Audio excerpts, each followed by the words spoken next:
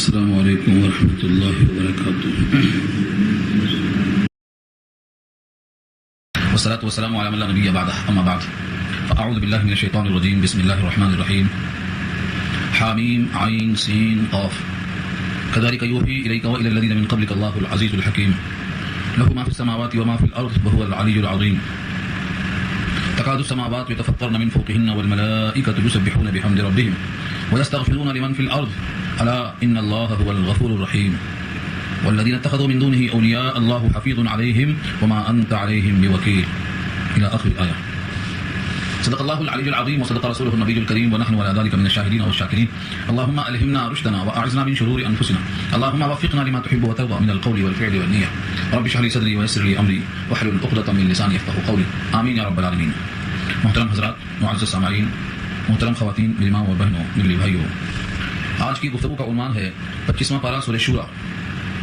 اس صورت میں کل 5 رکوع ہیں اور یہ صورت مکی ہے. صورت کا جو نام سورہ شورا رکھا گیا ہے، جس کے معنی آتے ہیں مشورہ کرنا. شورا کے معنی مشورہ کرنا. اللہ تعالیٰ نے اس صورت کے اندر وہ امرہم شورا بینہم فرمایا، جس کا مطلب یہ ہے کہ ان کے باہمی امور مشورے سے طے ہوتے ہیں. اس مشورے کے لیے لفظ شورا استعمال ہوا ہے اور اسی کی مناسبت سے اس صورت کا نام سورہ شورا رکھا گیا ہے. تو سورہ شورا مکی صورت ہے، 5 رکوع پر مشتمل ہے اور کل آیتیں اس میں 53 ہیں. پہلی آیت میں جو مضمون ہے حامیم عین سین قاف، یہ حروف مقطعات میں سے ایک ہے جو بہت ہی مشہور ہے اور بارہا یہ بات آ چکی ہے کہ ان کے بارے میں جو کچھ کہا جاتا ہے وہ مستند نہیں ہوتا، بلکہ وہ روایتیں کسی بھی طرف سے آئیں تو ان کو منکر ہی سمجھ کے چلنا. صحیح معلوم نہیں، اس کا علم اللہ کے پاس ہے. صحیح جواب ہی ہے اللہ عالم بمرادہ بذالک. اس کا صحیح مفہوم اللہ کو معلوم ہے. البتہ اس کو پڑھنے کے لیے الگ الگ پڑھیں گے، حا میم عین سین قاف، کاٹ کاٹ کے اس کو پڑھیں گے، ملا کر نہیں پڑھیں گے اس کو. اور بعض لوگوں نے لکھا ہے تجربے کے طور پر کہ اگر کوئی شخص داہنے ہاتھ میں ہا میم عین سین قاف یہ پڑھتے ہوئے 5 انگلیاں ایک ایک بعد دیگرے بند کرے، ہا کہتے ہی انگوٹھا بند ہو جائے اور میم کہتے ہی کلمہ شہادت کی انگلی بند ہو جائے. اس طرح سے 5 انگلیاں ہیں اور اس میں 5 حرف ہیں. پھر بائیں ہاتھ میں سورہ کہف کے جو شروع میں آیا ہے، سورہ مریم کے شروع میں کاف ہا یا عین صاد، وہاں بھی 5 حروف ہیں. ہر حرف پر بائیں ہاتھ کی انگلی بند کر لے اور اس طرح سے آدمی کسی بھی حاکم کے پاس جائے تو وہ انشاءاللہ مبہوت ہوگا اور آپ پر اس کا کوئی خوف طاری نہیں ہوگا. یہ بعض اکابر نے لکھا ہے، مگر یہ بھی تجربے سے ثابت ہے، سند سے ثابت نہیں ہے. اس کے آگے لفظ ہے کذالک، اور کذالک کے معنی اسی طرح. کذالک کے معنی اسی طرح، تو مفہوم کیا ہوگا؟ کذالک یوحی الیک وإلی الذین من قبلک، اسی طرح وہی بھیجتا ہے اللہ آپ کی طرف اور ان لوگوں کی طرف جو آپ سے پہلے گزرے ہیں، مطلب دیگر انبیاء و رسول. وہی جس طرح آپ کے پاس اب آئی ہے ایسے ہی ان کے پاس بھی آیا کرتی تھی، اور ان کے پاس وہی کے آنے کو تم تسلیم کر چکے ہو تو اسی کی کڑی ہے آپ کے پاس وہی کا آنا. اس کو تسلیم کرنے میں کیا تعامل ہے؟ جس طریقے سے قرآن کریم کی یہ آیتیں آئی ہیں ایسے ہی اللہ نے ان کے پاس بھی کلام بھیجا ہے. اس کو لفظ وحی کہا، یوحی مضارع ہے، ایسے ہی وحی کرتا ہے. یعنی وحی کے معنی آتے ہیں کلام خفی، مخفی کلام کو پیش کرنا. وحی کے آنے کے لیے مختلف طریقے اللہ نے استعمال فرمائے. کبھی کبھی تو فرشتہ انسان کی شکل میں آ جاتا اور کچھ کلام سنا دیتا، جیسا کہ امام بخاری نے کتاب کے بالکل شروع میں پہلے ہی صفحے میں بدء الوحی میں مختلف قسم کی چیزوں کو بیان کیا ہے. اور ابن کثیر نے اس آیت کے ذریعے نقل کیا ہے کہ کبھی کبھی اتمثل لی ملک، فرشتہ بھل کے آدمی بن کے آ جاتا اور جو کچھ کہتا ہے میں سن لیتا ہوں. اور کبھی کبھی آتی ہے میرے پاس وہی جیسے کہ کوئی پتھر پہ زنجیر گھسیٹ رہا ہو، سلسلۃ الجرس. اور فرمایا کہ یہ جو قسم ہے زنجیر کو پتھر پہ گھسیٹنے کی، اس سے الفاظ کو سمجھنا مجھ پہ دشوار ہوتا ہے، بڑی شدید ہوتی ہے. اور کبھی کبھی اللہ تعالیٰ کلام خفی کے ذریعے سے اپنی بات کو دل میں پہنچا دیتے ہیں. یہ 3 شکلیں نظر آئی ہیں. اور انبیاء کے علاوہ کی طرف جو وہی آتی ہے اس کے 7 قسمیں لکھا ہے سہیلی نے، تفصیلی بات سے وہاں دیکھ سکتے ہیں آپ. بہرحال بتانا یہاں یہ ہے وحی کے معنی کلام خفی، اللہ کا کلام جو انبیاء اور رسول کو بھیجا جائے کسی طریقے میں سے اس کو وحی کہا جاتا ہے. وما كان لبشر ان يكلمه الله الا وحيا او من وراء حجاب او يرسل رسولا فيوحي باذنه ما يشاء. یہ آیت اسی صورت میں انشاءاللہ آگے آئے گی. یہ اس کی تفصیل بتا رہی ہے کہ کسی بھی بشر کے لیے مناسب نہیں ہے کہ وہ اللہ سے کلام کرے مگر ان 3 شکلوں میں، وحی کے ذریعے، اور من وراء حجاب پردے کے پیچھے سے، یا پھر فرشتے کا بشکل انسان آنے کے ذریعے سے. تو کذالک یوحی سے اشارہ یہ ہے کہ یوں ہی اللہ تعالیٰ وہی بھیجتے ہیں آپ کی طرف اور اس سے شریعت کے احکامات اور بڑے فوائد جو عظیم فوائد ہیں وہ آپ کی طرف بھیجتے ہیں. تو جس طریقے سے اللہ تعالیٰ نے آپ کی طرف وہی بھیجا ہے یہ کوئی طریقہ الگ نہیں ہے، بلکہ ان لوگوں کی طرف ایسا ہی بھیجا ہے جو آپ سے پہلے گزرے ہیں. ان کی وہی کو آپ تسلیم کر چکے ہیں، لہذا اس وہی کے انکار کرنے کے اسباب نظر نہیں آتے. اب آگے جس نے وہی بھیجا ہے، بھیجنے والے کو موحی کہا، وہ یہاں پر اللہ ہے. اللہ کی 2 صفتیں آئی ہیں، العزیز الحکیم. اس لیے کہ جو وہی بھیجنے والا ہے وہ اللہ ہے اور وہ العزیز ہے یعنی غالب ہے، اور وہ حکیم ہے حکمت والا ہے. لہٰذا اس کی وحی میں کوئی تغیر نہیں کر سکتا کیونکہ وہ غالب ہے، اور اس میں کوئی خامی نہیں ہے کیونکہ وہ حکیم ہے، حکمت سے بھرا ہوا کلام ہے. تو کلام حکمت سے پر ہے اور کلام تغیر سے تحریف سے پاک ہے کیونکہ وہ جو بھیجنے والا ہے وہ غالب ہے. اس لیے اللہ کی 2 صفتوں کو اللہ نے یہاں بیان کیا ہے. اسی طرح اللہ بھیجتے ہیں آپ کی طرف اور آپ سے پہلوں کی طرف جو اللہ غالب ہیں حکمتوں والے.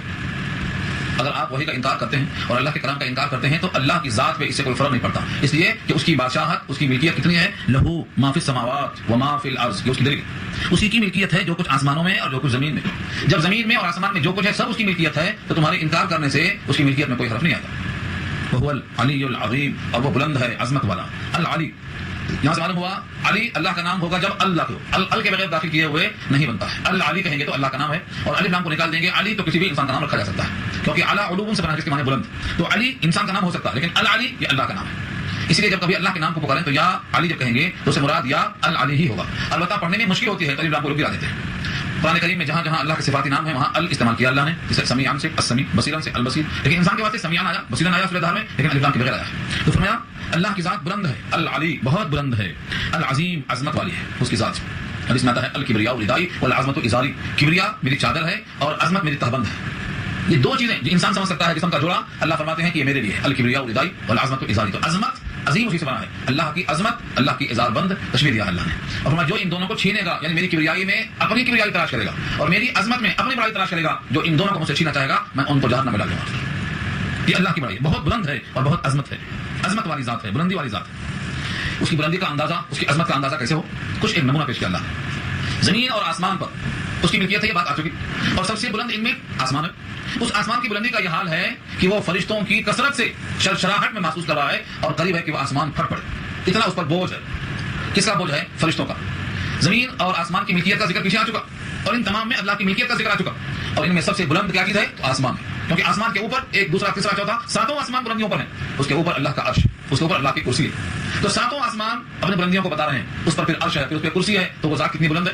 اور اس عرش پر جتنے فرشتے ہیں ان کی تعداد نہیں لکھا، یہ ہے طویل روایت ہے کہ آسمان چرچرا رہا، اور چرچرانا اس کا حق ہے۔ جب کسی چیز پر وزن ڈالو اور وزن اس کی حیثیت سے زیادہ بڑھ جائے تو اس میں ایک قسم کی چرچراہٹ پیدا ہوتی ہے۔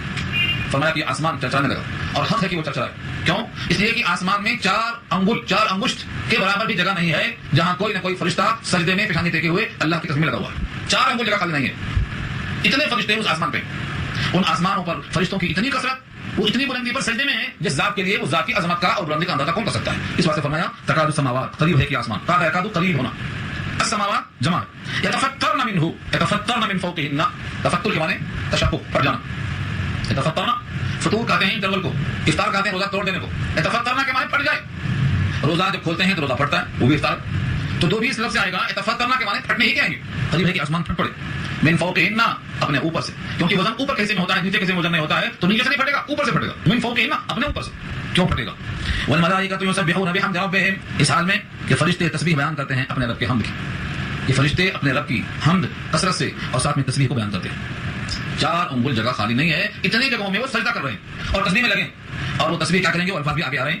لیکن یہاں اتنے فرشتوں کی کثرت سے آسمان پہ وزن زیادہ ہونا ایک اشکال کیا ہے بعض متکلمین نے کہ فرشتے تو نور سے بنے، اور نور میں جسم تو ہوتا ہے لیکن اس کا وزن تو نہیں ہوتا، جب وزن نہیں ہوتا ہے تو اتنی کثرت کے باوجود آسمان کا پھٹنا سمجھ سے باہر ہے، یہ اشکال کیا۔ قرآن کریم کی بہت ساری آیتوں پر متکلمین نے کلام کیا ہے، تو ان کا جواب بھی اسی انداز سے دیا گیا ہے کہ فرشتوں کا یقیناً وجود نور سے بنا ہے، اور نور میں یقیناً ثقل اور وزن نہیں ہوتا، لیکن نفی نہیں، نسبتاً نہیں ہوتا۔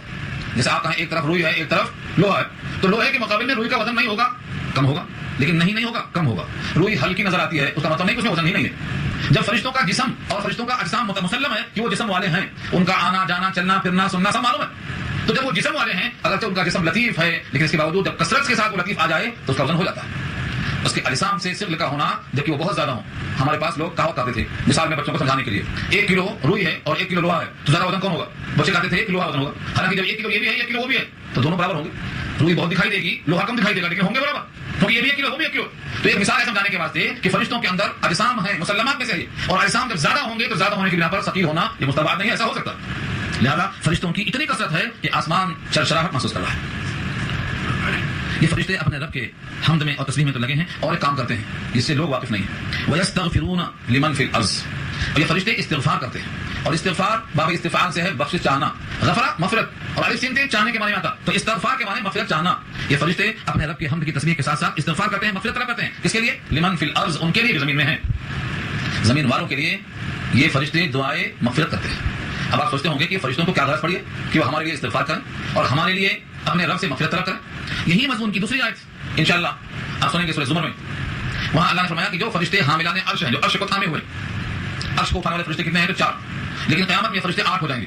8 ہونے کا ذکر سورہ حاقہ میں کیا اللہ نے، اور 4 کا ذکر اس سے معلوم ہوا کہ جب اس دن جلال ہوگا اور 8 اٹھانے والے ہوں گے تو آج جب اس کا اظہار نہیں ہے تو ان کی تعداد اس کے مقابل میں کم ہوگی.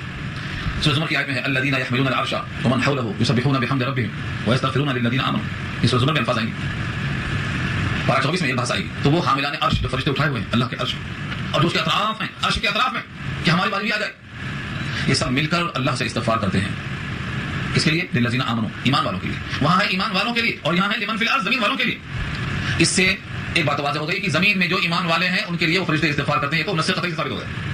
لیکن اس آیت کی تشریح میں مولانا اشرف علی تھانوی نور اللہ مقدور نے لکھا ہے کہ جو ایمان والے ہیں وہ تو خود اپنے لیے بخشش کی دعا کرتے ہیں اور ان کا ایمان خود ضمانت ہے کہ ان کی بخشش ہوگی.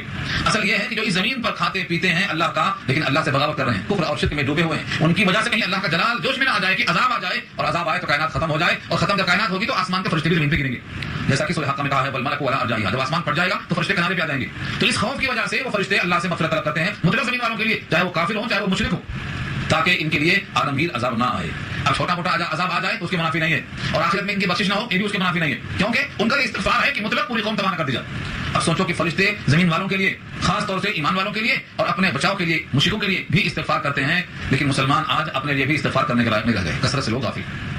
غذا تو سب کو چاہیے، غذا حشرات الارض کو، کیڑے مکوڑوں کو، پرندوں کو، چوپایوں کو، سب کو چاہیے، لیکن اتنی غذا کی فکر کہ اپنے مالک سے بے فکر ہو جائیں یہ غفلت ہے، اور یہ غفلت ان کے لیے بہت نقصان دہ ہے. اسی لیے ہر مومن کو چاہیے کہ وہ بھی اپنے لیے اور سارے جہان کے لیے استغفار کرے.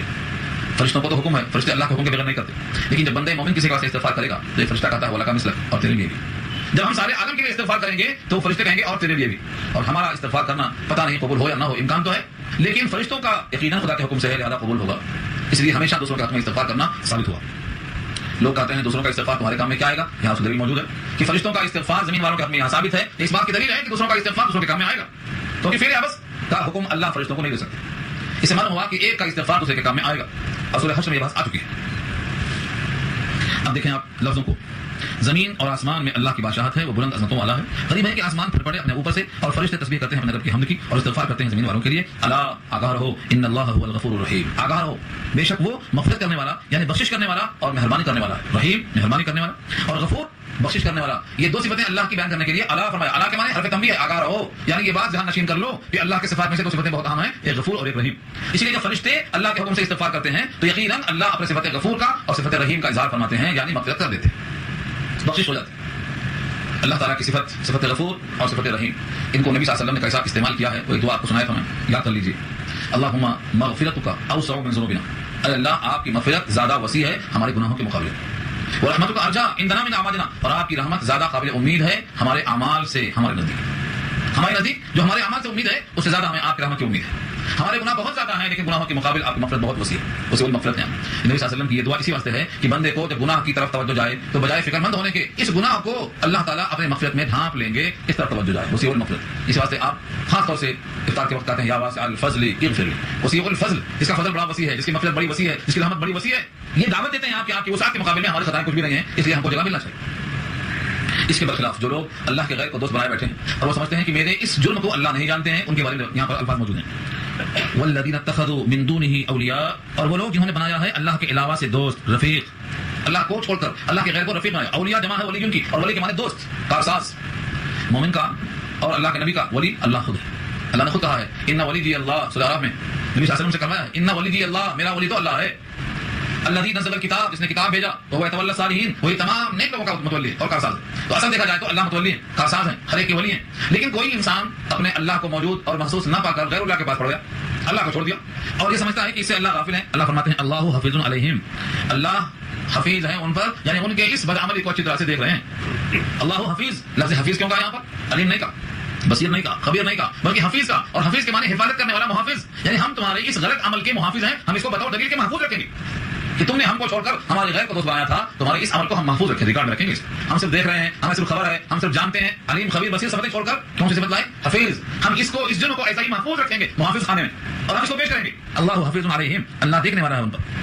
وما انت علیہم بوکیل، اور اے نبی آپ ان پر وکیل نہیں ہیں. جو ہمارا نہیں ہے آپ ان کے وکیل کیسے بنیں گے؟ اللہ کے نبی ان کی طرف سے وکالت نہیں کریں گے. اللہ فرمائے وما انت علیہم بوکیل، انت سے معنی آپ، یعنی تو، جس کو ہم اردو میں تو کہتے ہیں، ادب میں آپ کہتے ہیں. لفظ انت دونوں کو شامل ہے. اس سے مراد سید الانبیاء آپ ان پر وکیل نہیں ہیں. وما انت علیہم بوکیل، تو ان کے وکیل نہیں ہیں. اللہ تعالیٰ ان کی طرف سے وکالت کے لیے آپ کو منع کر دیا. جو اللہ کے غیروں سے دوستی کر رہا ہے اس کے اس عمل کو بطور دلیل کہ اللہ محافظ خانے کے اندر محفوظ کر دیں گے. ایسوں کے لیے جو اللہ کی نگاہ میں مجرم ہے، اللہ کے نبی اس کے وکیل اس کے کارساز نہیں ہیں. یہ نفی اللہ نے خود کر دیا. اب بھی کوئی سمجھ رہا ہے کہ نہیں اللہ کے نبی اللہ کی مخالفت کریں گے مگر میری سفارش کریں گے، تو اس آیت کے بارے میں کیا خیال ہے؟ یہ ممکن نہیں. یہاں واضح کر دیا ہے جب تک اللہ کی اجازت نہ ہو کسی کی سفارش نہیں ہوگی. اور یہاں اللہ صاحب فرماتے ہیں جو مجھ سے کٹ گیا مجھ سے آپ اپنا رشتہ وکالت کرنے کے حصے سے نہیں کر سکتے، آپ ان کے نگہبان نہیں بن سکتے. وما انت علیہم بوکیل، اور آپ نہیں ہیں ان پر ذمہ دار، آپ کے ذمہ سے الگ ہو گئے.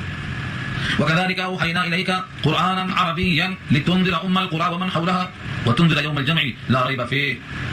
اور اسی طرح وكذلك اوپر آ چکا ہے، وہاں كذلك ہے، یہاں وكذلك ہے. اور اسی طرح جس طرح اوپر کی آیتیں آئیں، اوپر کے احکامات آئے، اوپر کی وحی آئی، اسی طرح اوحینا الیک، ہم نے وہی بھیجا آپ کی طرف. اور بہت سے احکامات بھیجے، یہ بھی بھیجا. کیا ہو؟ قرآن عربیہ، قرآن بھیجا جو عربی ہے. یعنی قرآن کی صفت ہے عربی، عربی زبان میں، اس لیے کہ آپ عربی داں ہیں، آپ کے ساتھ رہنے والے عرب جاننے والے ہیں. پہلے مخاطب کا لحاظ کرتے ہوئے ہم نے قرآن کو عربی میں بھیجا ہے تاکہ لتنذر، تاکہ آپ ڈرائیں. ڈرائیں کیوں فرمایا؟ کیونکہ اس وقت کوئی صاحب ایمان تھا نہیں کہ خوشخبری سنائے اس کو. سب کے سب نہ ماننے والے ہی تھے. اول مخاطب جو قرآن نازل ہوا ہے اس واسطے لتنذر فرمایا. اور جب ماننے والے بھی ہو گئے تو لتبشر بھی آ گیا. مگر یہاں پر لتبشر نہیں ہے، لتنذر کیوں ہے؟ ڈرائیں، کیونکہ وہ لوگ اب تک صاحب ایمان نہیں تھے. جب صاحب ایمان بھی ہو گئے تو تبشر بھی آ گیا. لتبشر بالمؤمنین متقی، تاکہ آپ ڈرائیں. کس کو؟ ام القرى. ام القرى سے مراد کیا ہے؟ مکہ المکرمہ. ام کے معنی ماں، ام کے معنی جڑ، اصل. اور قرى جمع ہے قریہ کی، قریہ معنی گاؤں اور شہر. تو ام القرى کے معنی تمام گاؤں، تمام قریہ جتنے بھی ہیں ان کی جڑ، ان کی اصل کیا ہے؟ مکہ المکرمہ. اس کی دو وجہ لکھا ہے. ایک وجہ تو یہ ہے کہ اللہ تعالیٰ نے سب سے پہلا گھر جو بنایا ہے اس زمین پر وہ اپنا گھر ہے. ان اول بیت وضع للناس للذی ببکہ، چوتھے پارے میں بات آ چکی ہے. پہلا گھر جو بنایا ہے اللہ نے وہ بیت اللہ، جس سے اس کو اولت حاصل ہے. وہ ارض ہے، زمین کا نصف ہے، بالکل بیچوں بیچ میں. لیکن ان تمام چیزوں سے ہٹ کر نبی صلی اللہ علیہ وسلم کے ساتھ اس شہر کی وابستگی دکھایا اللہ نے، اور فرمایا کہ مکہ المکرمہ سب سے زیادہ اشرف اور اعظم ہے اور سب سے زیادہ نبی کو محبوب ہے. جب نبی صلی اللہ علیہ وسلم مکہ سے جا رہے تھے ہجرت کر کے مجبور، جب لوگوں نے آپ کے لیے قتل کا پیمانہ بنا لیا اور قتل کرنے کا فیصلہ کر لیا اور سب کے سب گھیر لیے، جس کا ذکر سورہ یاسین میں آ چکا، اس رات نبی صلی اللہ علیہ وسلم نے ہجرت کرنے کا فیصلہ کر لیا، حکم آیا تو آپ نے بیت اللہ کو مخاطب کیا. یہ روایت کئی حدیثوں میں آ چکی ہے، نسائی میں آ چکی ہے، ابن ماجہ میں آ چکی ہے، امام احمد نے نقل کی ہے. اور آپ نے بیت اللہ کو مخاطب کیا کہ تم مجھ کو دنیا میں سب سے زیادہ محبوب ہو اور یہ زمین سب سے مقدس ہے، اور قسم اللہ کی اگر یہ لوگ مجھے نہ نکالتے تو تجھ کو چھوڑ کر میں کبھی نہ نکلتا. اس سے معلوم ہوا کہ اللہ کی طرف سے بیت اللہ کو نبی کے دل میں کتنی محبت تھی اور کتنا اس کی عظمت تھی کہ ایک نماز برابر ہے 1,00,000 نمازوں. تو مکہ المکرمہ کو اولویت حاصل ہے، اولیت حاصل ہے، افضلیت حاصل ہے، محبوبیت حاصل ہے، اس کے مقامات کے مختلف زاویے سے خوبیاں اس کی. اسی واسطے فرمایا کہ آپ مکے والوں کو ڈرائیں اور مکے والوں کے اطراف ومن حولها، حول اردو میں ماحول بولتے ہیں. ماحول کیا ہے؟ اطراف. ماحول کا مطلب کیا ہوا؟ اطراف. تو ما حولها کے بجائے یہاں من حولها کا، کیونکہ ما ٹھیس کے واسطے آتا اور من لوگوں کے واسطے آتا. تو ومن حولها، اور ان کو ڈراؤ جو مکے کے اطراف میں انسان ہیں، ان تمام کو ڈراؤ. اب ڈرائیں تو صحیح، لیکن ڈرائیں تو کس چیز سے ڈرائیں؟ کیا سانپ سے، بچھو سے، گوجر سے، کسی سے ڈرائیں؟ فرمایا وتنذر یوم الجمع، جمع کے دن سے ڈراؤ. اور آپ ڈرائیں جمع ہونے کے دن سے. یوم الجمع کہا، جمعہ نہیں کہا ورنہ جمعے کا دن ہو جاتا. جمع کہا، جمع ہونا جو اردو میں استعمال ہے. آپ یہاں جمع ہیں، ایک دن آئے گا، اس کا نام ہے یوم الجمع، اس کا نام یوم الحشر، یوم الحساب، یوم الدین، یوم الجزاء، یوم الحسرہ، یہ سب اس کے نام بتائیں قرآن کریم میں. یہ ہے یوم الجمع، جمع ہونے کے دن سے ڈراؤ. اور کوئی سمجھے جمع ہونے کا دن تو اب تک آیا نہیں، لہٰذا اب تک نہیں آیا تو اب کیا آئے گا؟ آگے فرمایا لا ریب فیہ، اس میں کوئی شک کی گنجائش نہیں. لا ریب فیہ پہلے بارے میں آ چکا ہے، لا ریب فیہ، اس میں کوئی ریب نہیں، کوئی شک نہیں، کوئی تردد نہیں، کوئی گنجائش نہیں. لا ریب فیہ. اور جب وہ یوم الجمع آئے گا جس میں شک کی گنجائش نہیں ہے تو اللہ فیصلہ فرمائیں گے اور فیصلہ یہی ہوگا، دو میں سے ایک. کیا ہوگا؟ فریق فی الجنہ و فریق فی السعیر. جنت کی ضد کیا ہے؟ سعیر. ایک فریق جنت میں ہوگا اور ایک فریق دوزخ میں ہوگا. سعیر کہتے ہیں آگ کے شعلوں کو، دوزخ کا ایک نام ہے. یہ اللہ فیصلہ فرمائیں گے. ایک فریق جو ماننے والا وفادار ہے وہ جنت میں ہوگا، فریق فی الجنہ و فریق فی السعیر، اور ایک فریق ہوگا دوزخ میں. یہ مت سمجھو کہ اللہ تعالیٰ ابھی طے کریں گے، ابھی طے نہیں ہوا ہے. کئی حدیثیں نقل کی ابن کثیر نے اس کے اوپر. نبی صلی اللہ علیہ وسلم نے اپنے ہاتھ میں ایک کتاب لی، صحابہ سے پوچھا، دائیں ہاتھ میں ایک کتاب ہے اور بائیں ہاتھ میں ایک کتاب ہے، کتابان، دو کتابیں لی. اور فرمایا کہ جانتے ہو اس میں کیا ہے؟ صحابہ نے کہا اللہ اور رسول اللہ، آپ بتا دیجیے. فرمایا کہ دائیں ہاتھ میں جو ہمارے پاس رجسٹر ہے اس میں ان کے نام، ان کے باپ دادا کے نام جو جنت میں جانے والے ہیں، اور اس میں ان کے نام جو جہنم میں جانے والے ہیں، ان کے آبا و اجداد کے. اس میں کمی ذاتی نہیں ہوگی. صحابہ چیز پڑھے کہ ہمارا نام کس میں نہیں معلوم، ہم عمل کریں یا نہ کریں. فرمایا عمل کرو، خاتمہ اسی کے مطابق ہوگا جو لکھا جا چکا ہے. اس لیے بہت سے لوگ عمل کرتے کرتے اگر خاتمہ غلط لکھا ہے تو کچھ ایسا کر بیٹھتے ہیں کہ خاتمہ غلط ہو جاتا ہے، اور اگر خاتمہ صحیح لکھا ہے تو آخر عمر میں کچھ ایسا کرتے ہیں کہ خاتمہ ایمان پر ہو جاتا ہے. یہاں سے معلوم ہوا کہ وہ جو جملہ ہے آخری وقت میں کیا خاک مسلمان ہوں گے وہ صحیح نہیں ہو سکتا ہے. آخری وقت مسلمان ہو سکتے ہیں، اللہ نے توفیق دے دیا اور لکھا ہوا سامنے آیا تو ہو سکتے ہیں. تو یہاں سے معلوم ہوا کہ اللہ تعالیٰ کے علم میں تقدیری طور پر ہر بات لکھی جا چکی ہے کہ جنت کے لیے کون ہے، جہنم کے لیے کون. ان کو اللہ نے پیدا کر دیا. جب یہ فیصلہ ہے تو آپ یہ فیصلہ اٹھائیے. صحابہ کرام کا سوال کرنا کہ کیا ہم بھروسہ نہ کریں لکھے ہوئے پر اور عمل چھوڑ دیں؟ آپ نے کہا مت چھوڑو. ہر ایک کو توفیق اسی کی ہوگی جو اس کے واسطے لکھا ہے، لکھے ہوئے کے مطابق توفیق ہوگی، لہذا کوشش کرتے جاؤ. اعملوا کل میسر لما خلق له. ہر ایک کو آسانی اسی عمل کی ہوگی جس کے واسطے اس کو بنایا گیا ہے، لہذا عمل کو چھوڑو مت، عمل کرتے جاؤ. یہاں سے ایک شبہ پیدا ہو سکتا ہے کہ کچھ لوگ جہنم میں جائیں گے، کچھ لوگ جنت میں جائیں گے. کتنا اچھا ہوتا اگر سب جنت میں چلے جاتے. دماغ میں آتا ہے बेचारे वो जहन्नम में जाएंगे। कितना अच्छा होता कि सब के सब आ जाते एक जगह पे और सब के सब जन्नत के अंदर। आगे इसी का जवाब दिया अल्लाह ने, वलौ शा अल्लाह लजअलहुम उम्मतन वाहिदा, और अगर अल्लाह चाहे, वलौ शा अल्लाह, अगर अल्लाह चाहे, लेकिन लौ दाखिल होने से शाह का तर्जुमा चाहे नहीं चाहता, वलौ शा अल्लाह, और अल्लाह चाहता, लजअलहुम, तो उनको बना देता, उम्मतन वाहिदा, एक उम्मत, दो नहीं बनाता, एक बनाता, चाहता तो दो बनाता और चाहता तो एक बनाता, उसके हाथ में सब कुछ है। वलाकिन, लेकिन, उर्दू में लेकिन कहते हैं, अरबी में लाकिन कहते हैं, दो ही लफ्ज है, दोनों में कोई फर्क नहीं। वलौ शा अल्लाह लजअलहुम उम्मतन वाहिदा वलाकिन युदखिलु मन यशाउ फी रहमतिही, और लेकिन वो दाखिल करता है जिसको चाहता है अपनी रहमत में, उसकी रहमत की जगह जन्नत है, वो जिसको चाहता है दाखिल करता है। आपका घर है, आपने घर में जिसको आप चाहें आने दें, जिसको ना चाहें ना आने दें, घर आपका है, मिल्कियत आपकी है, किसको रोकने का, ये है अल्लाह की रहमत। वो जिसको चाहता है रहमत में दाखिल करता है, यानी इस्लाम की तौफीक देता है, साहिब ईमान बनाता है, कुरान करीम से करीब कर देता है, अल्लाह की मोहब्बत, नबी की मोहब्बत आखिरत की फिक्र दिल में डाल देता है। वो जिसको चाहता देता है तौफीक, और जिसको ना चाहे न दे, उसकी मर्जी। कुछ मखलूक को अल्लाह ने जहन्नम के लिए पैदा किया है। सूरह आराफ की आयत देखो, आयत नंबर 67 में कहा अल्लाह ने, वलक़द ज़रअना लिजहन्नम कसीरन मिनल जिन्नि वल इंस, जिनों में से, इंसानों में से हमने बहुतों को जहन्नम के लिए पैदा किया है। वलक़द ज़रअना लिजहन्नम, जहन्नम के लिए पैदा किया हमने। हमारी मखलूक उसी की है, घर उसी का है, सजा उसी की है, बंदे उसी के, सब उसी की मिल्कियत में। इसीलिए हज़रत ईसा रात भर रोते रहे, इन तुअज़्ज़िबहुम फ़इन्नहुम इबादुक, अगर आप अज़ाब देते हैं तो ये बंदे तो आपके हैं, आपको दर्द होना चाहिए, हमें क्यों दर्द हो, तकलीफ आपको होना चाहिए, और अगर आप उनकी मग़फ़िरत कर दें तो आप ग़ालिब हैं, आपसे कौन पूछेगा क्यों मग़फ़िरत कर दिया, आपसे कोई सवाल नहीं करेगा। इसलिए यहां पर इशारा कर दिया, अल्लाह जिसको चाहते हैं अपनी रहमत दाखिल करते हैं। वज़्ज़ालिमून मा लहुम मिन वलिय्यिन वला नसीर, और जालिम जितने हैं, जालिमून जमा है जालिम की, जालिम जितने हैं, मा लहुम नहीं है उनके लिए, मिन वलिय्यिन कोई कारसाज, वला नसीर नुसरत करने वाला मददगार कोई भी नहीं। जो जालिम होगा अपने जुल्म के साथ जो हमारे पास आएगा तो उनका कोई वली नहीं, उनका कोई नसीर नहीं। वली और नसीर किसके लिए नहीं, जालिम के लिए नहीं। अभी ऊपर आ चुका था कि आप उनके वकील नहीं, और यहां आ चुका है कि उनका कोई नसीर और कोई हिमायती नहीं। इसके बावजूद लोग समझते हैं कि हम चाहे जो करें मगर हमारी सिफारिश रखी है, फलां साहब करेंगे सिफारिश। जालिम अगर कोई बन के आएगा, और जालिम उससे बड़ा कौन होगा जो अपने ऊपर जुल्म करे, यानी अल्लाह के साथ गैर को शरीक करे। अन इत्तखज़ू मिन दूनिही औलिया, इस आयत में अल्लाह ने यह पैगाम दिया है कि दोस्ती तुम करते हो, मगर देखो दोस्ती के लायक है कौन, दोस्ती करो लेकिन दोस्ती के लायक कौन है ये देख तो लो। अन इत्तखज़ू मिन दूनिही औलिया, क्या बनाया है उन्होंने दोस्त अल्लाह के सिवा औरों को, हम या इत्तखज़ू बनाया उन्होंने मिन दूनिही, अल्लाह के अलावा से, औलिया दोस्त, जितने भी अल्लाह के अलावा से दोस्ती करते हैं उन तमाम से अल्लाह का खिताब कर रहा है खास तौर से, क्या है, अल्लाहु हुवल वली, बस अल्लाह वही है वली, यानी असल देखा जाए तो दोस्ती के लायक और वलायत के लायक अल्लाह है। क्यों, इसलिए हुआ हुवल वली, फल्लाहु हुवल वली, बस अल्लाह वही वली है, वही कारसाज है। क्यों, वह युहयिल मौता, वो मुर्दों को जिंदा करता है, ये कुदरत किसी में नहीं है। यानी कि सब लोगों की दोस्ती किसी वजह से दोस्ती के लायक होगी, लेकिन किसी में ये ताकत नहीं है कि मुर्दों को जिंदा कर दे। तो जो मुर्दों को जिंदा कर सकता है उसकी दोस्ती क्यों नहीं, उससे तुम ताल्लुक क्यों नहीं कायम करते हो। और सिर्फ मुर्दों को जिंदा करना एक वस्फ बताया, सिर्फ समझाने के लिए कि इस वस्फ में दुनिया का कोई फर्द शरीक नहीं है कि वो मुर्दों को जिंदा करे। है कोई एक किस्सा नकल किया है अल्लाह ने सूरह बकरा के आखिर में पारा 3 में, क्या कहा था नमरूद ने, अना उखरी व उम्मीद, मैं भी तो मारता हूँ जिलाता हूँ, मैं भी मारता जिलाता हूँ। एक कैदी को लाया, खत्म कर दिया, एक कैदी को छोड़ दिया, देखो मैं जिलाता हूँ और मारता हूँ। तो ये जिलाना मारना दुनिया जानती है कि बेवकूफी की बात है। यहाँ मुराद यह है मुर्दे को जिंदा करना। दुनिया का कोई आदमी इसमें शरीक नहीं है, आदमी नहीं, दुनिया में कोई दूसरा है ही नहीं जो मुर्दे को जिंदा कर सकता है। लिहाजा ऐसे कादिर को छोड़कर तुम आजिज को अपना दोस्त क्यों बनाते हो जो तुम्हारे हर काम में आ सकता है। अब आप यहाँ सवाल कर सकते थे कि भाई सिर्फ मुर्दे को जिंदा करता है, कि वक्त तो हम जिंदा हैं, हमको दोस्ती चाहिए जिंदा से। आदमी अगर मुर्दा है तो जिंदा होने की फिक्र दोस्ती करेगा अल्लाह से, लेकिन अगर इस वक्त जिंदा है तो मुर्दा नहीं है तो जिंदा होने की फिक्र तो उसको है नहीं। लिहाजा ये बस हमारे काम में नहीं आएगा। इसी वास्ते अल्लाह ने उसकी वजह साफ कर दिया, वह अला कुल्ली शैइन कदीर, सिर्फ मुर्दे को जिंदा करना एक वस्फ बताया है, वरना वो हर शय पे कादिर है। दोस्ती उसी से करो, हर शय पे वो कादिर है। शय से मुराद शय मुमकिन, जो तुम्हारे लिए जरूरी हो, जिसका दुनिया में वाक़ होना मुमकिन हो। तो अल्लाह ताला से दोस्ती जो नहीं करते, अल्लाह के गैर दोस्ती करते हैं, उनसे खिताब यह है कि अल्लाह वही दोस्त है, वही कारसाज है, वही हिमायती है, वही मुर्दों को जिंदा करता है, वही हर शय पे कादिर है। लिहाजा ऐसे कादिर को छोड़कर गैर कादिर से दोस्ती करना कमजोर से दोस्ती करने के बराबर है, और ये अक्लमंदी की दलील नहीं है। बात खत्म हो गई, रुकू मुकम्मल हो गया। इंशाअल्लाह अगला रुकू आएगा, दुआ कर लीजिए।